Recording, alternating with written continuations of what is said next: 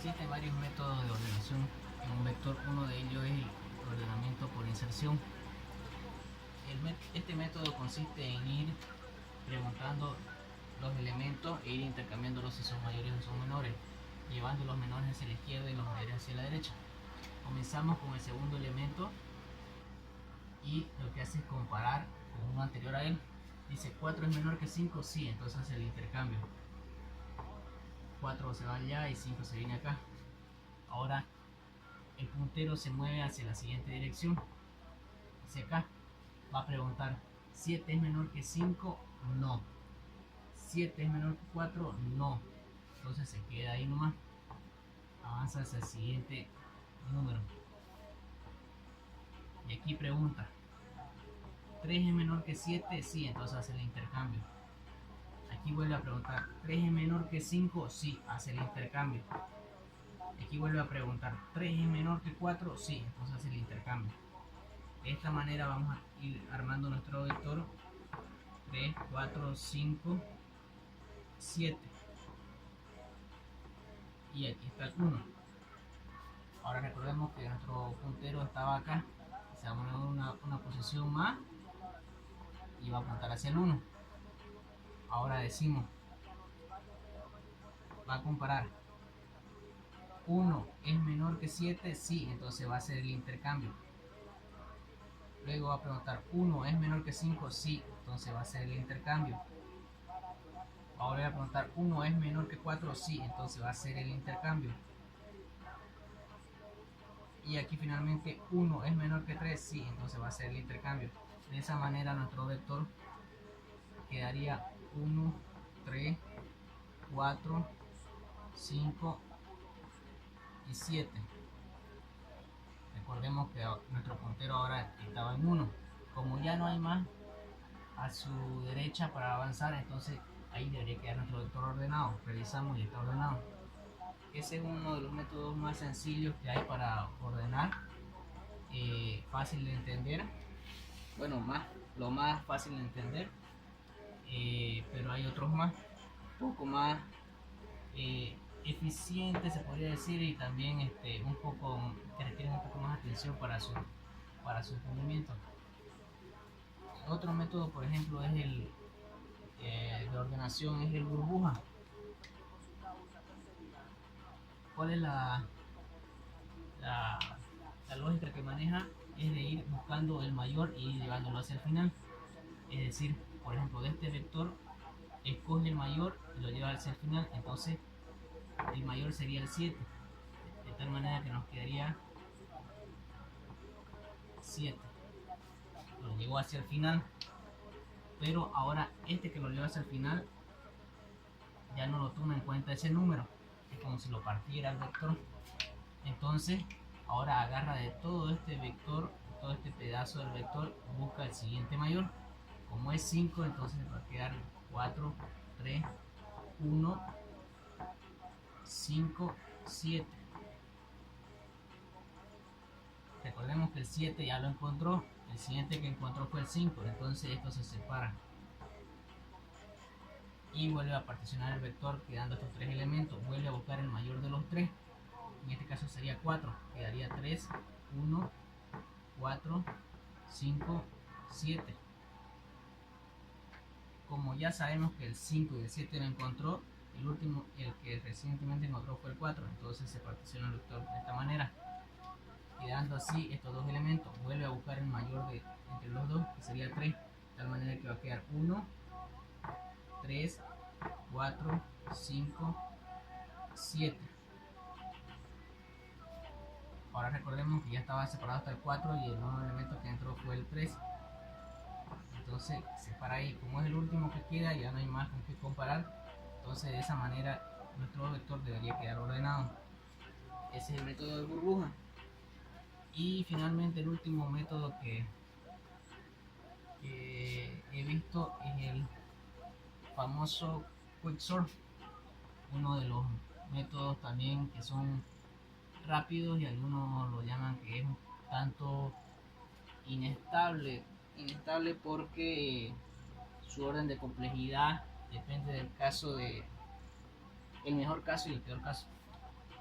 Bueno, este Quicksort lo que hace es agarrar y manejar dos variables como puntero, por un lado el derecho y por otro lado el izquierdo,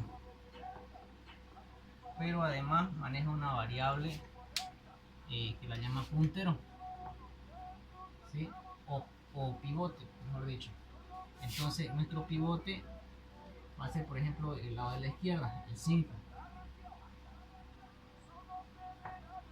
Lo que hace el Quicksort es ir separando o introduciendo hacia la izquierda los menores al pivote y hacia la derecha los mayores. Como agarramos este pivote, entonces nos queda preguntar por el derecho. Decimos, si 1 es menor que 5, entonces debería estar en el lado izquierdo. Por tanto, se viene acá 1. Ahora nuestro puntero izquierdo, como fue el que introdució un nuevo número, se mueve hacia el lado contrario, es decir, hacia su derecha. Aquí quedaría el izquierdo. Ahora, como fue el último que se movió, preguntamos, 4 es menor que 5, entonces debería estar al lado izquierdo. Lo dejamos ahí. Pasamos al siguiente.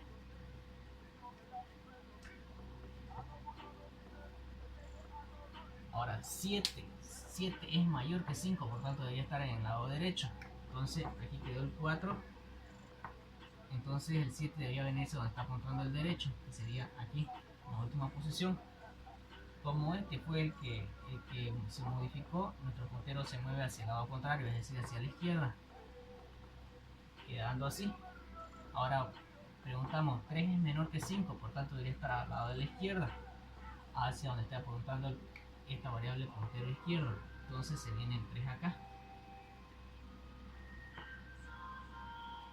Por tanto, si fue el que se movió acá, entonces nuestro puntero izquierdo es quien debería moverse hacia el lado contrario. Ahora los dos quedaron en la misma posición, apuntando a la misma posición. Cuando esto ocurre, el puntero debería introducirse en dicha casilla. Entonces introducimos nuestro 5 acá. Desde que se introduce el primer pivote, ahí empieza a dividirse el vector en dos. Es por eso que lo llaman al Quicksort bajo el paradigma de programación orientada a objetos, que es el lema de divide y vencerás, porque aquí fracciona en dos, es decir, ya no toma en cuenta el pivote que ocupó primeramente, es decir, tendrá por un lado los de su derecha y por otro lado los de su izquierda. Trabajando con el de la izquierda, volvemos bajo la misma lógica, con el puntero derecho, sigamos con el mismo color. Este va a ser puntero derecho y este va a ser puntero izquierdo. Entonces nuestro pivote va a ser el 1. Ahora comenzamos. Como fue este que tomamos el pivote, entonces comparamos con el contrario. Decimos 3 es mayor que 1, por tanto debería estar a la derecha. Entonces se queda donde está. Nuestro puntero avanza hacia acá. Y decimos 4 es mayor a 1, por tanto debería estar a la derecha. Está a la derecha, entonces lo dejamos ahí. Y avanza nuestro puntero hacia el lado contrario, es decir, hacia la izquierda. Y cuando estén los dos punteros, es decir, ahí tiene que venir nuestro pivote. En este caso coincide que esté ahí otra vez, entonces se deja ahí. Recuerden que estamos tomando solo esta primera mitad y quedaría de esa manera esa primera mitad del vector. Pero como se dijo que ya el pivote fue tomado en cuenta, se vuelve a particionar en dos partes. Como es que no tiene el lado izquierdo, entonces solo va a tener el lado derecho. ¿Ya? Entonces volvemos a tomar el mismo funcionamiento otra vez. Tenemos un puntero izquierdo y tenemos un puntero derecho. Otra vez tomamos nuestro pivote, que en nuestro caso el pivote va a ser 4. Ahora, como fue este que tomamos, preguntamos por el lado contrario, por el derecho. 3 es menor que 4, por tanto debería estar al lado izquierdo. Entonces hacemos el intercambio. El 3 se viene al lado izquierdo y como se vino al lado izquierdo, el puntero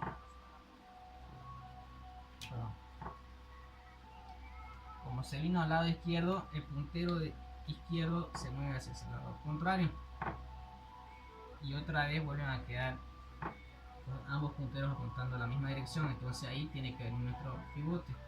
Entonces aquí viene el 4, baja el 1 y esa es la parte ordenada de esta primera mitad. Entonces, volviendo a reensamblar un poco el vector, quedaría de la siguiente manera.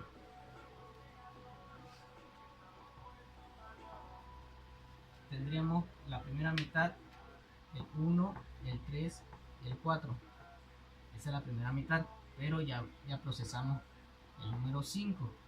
Y por otro lado nos queda el número 7. En este de aquí no podemos procesar porque es el único elemento que queda, por tanto lo dejamos ahí como está. Y podemos observar que el vector quedó ordenado.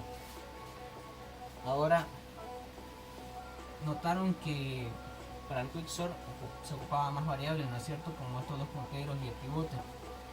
Como les decía, el quicksort se basa en el paradigma o en el lema, también como lo conocen, de divide y vencerás. Va partiendo el vector en dos partes, dejando de lado el pivote tomado para la comparación. De esa manera que se dice que el quicksort es el más eficiente. ¿Por qué? Porque si analizamos, por ejemplo, el método de ordenación por inserción, también analizamos el burbuja y finalmente el quicksort. Estos, por si acaso, estos no son los únicos elementos o los únicos métodos de ordenación que hay muchos más. Está el merger, está el shell y muchos más, pero estos son los más usados, digamos.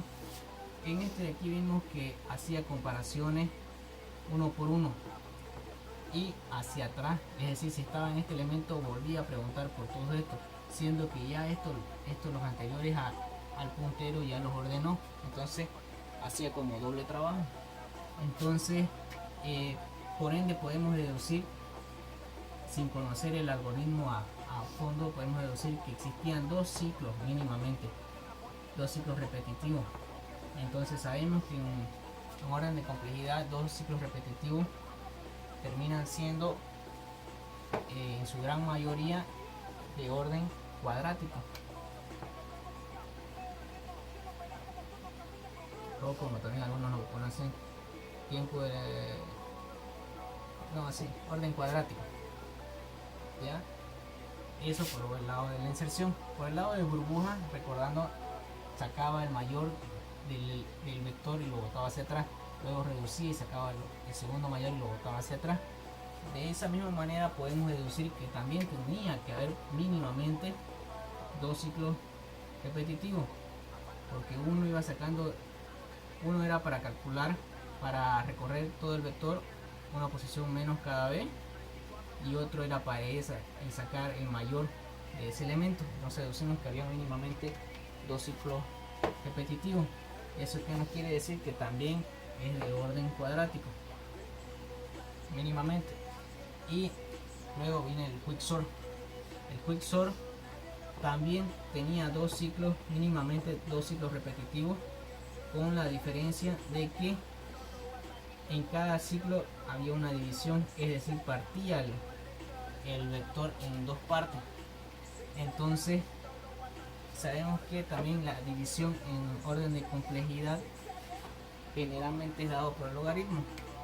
Entonces va a ser logaritmo de n en base 2, y ya por lo conocido que es el algoritmo, se conoce que aquí va una n multiplicada, pero eso en el caso más general o más usado, que es el mejor caso, pero también se maneja de que el quicksort tiene una segundo orden, que es cuando es el peor de los casos, es decir, que el elemento esté, por ejemplo, que el vector esté ordenado de forma inversa, es decir, forma descendente.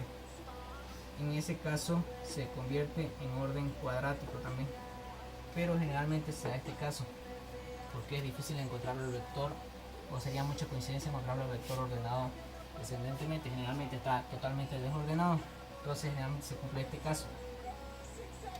Entonces, dicho eso, podemos decir que el quicksort es uno de los algoritmos más eficientes. ¿Por qué? Porque reduce el tiempo de ejecución con menos líneas para ordenar el vector a comparación de los otros dos que vimos anteriormente. Pero ahí ya también entra el análisis de el coste, ¿no? Porque, por ejemplo, la gran mayoría de los que programan este método lo hacen bajo la recursividad, porque ese principalmente es el fuerte de este método, ¿no? Ir partiendo y pasándoselo al mismo método, este pedazo de vector, este otro pedazo de vector, por tanto se hace recursivo. Entonces, hacerse recursivo y hacer logaritmo en base de 2 es mucho más rápido, pero ahí viene el análisis también de que hay que analizar los costes que tiene la recursión. Costes hablando en el sentido de recursos, ¿no? Recursos computacionales. Pero eso es un tema aparte. Esos serían los tres métodos más conocidos.